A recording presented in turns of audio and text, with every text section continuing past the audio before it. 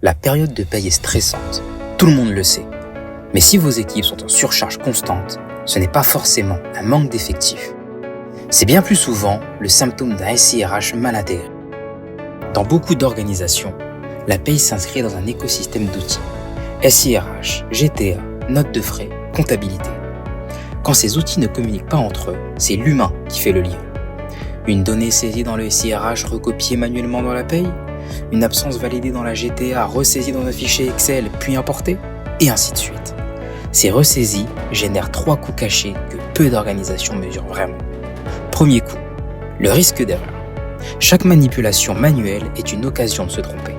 Une erreur de paye, c'est du contentieux, des corrections et de la perte de confiance. Deuxième coût, le désengagement. Vos experts RH ne font plus de RH, ils font de la saisie. C'est une perte de valeur humaine et un facteur de turnover souvent sous-estimé.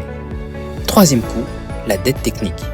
On crée des fichiers Excel, pansement, pour colmater les brèches. Ils deviennent ingérables et concentrent des risques que personne ne maîtrise vraiment. 2 salariés sur 3 en France disent avoir déjà été confrontés à une erreur sur leur fiche de paye. Et chaque bulletin traité à la main coûte jusqu'à 2 fois plus cher qu'un bulletin qui passe par un système automatisé. Le problème ne vient pas des outils, il vient de leur architecture.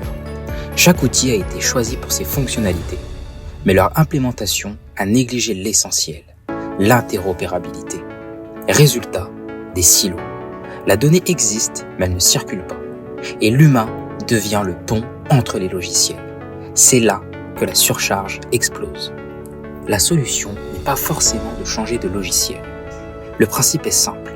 La donnée ne doit être saisie qu'une seule fois. Chaque ressaisie est une occasion d'erreur.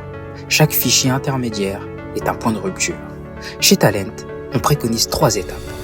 Étape 1, l'audit des flux. Identifier où la donnée se bloque, où elle est saisie, où elle diverge. C'est souvent là que se cachent les vraies causes de la surcharge. Étape 2, l'automatisation intelligente.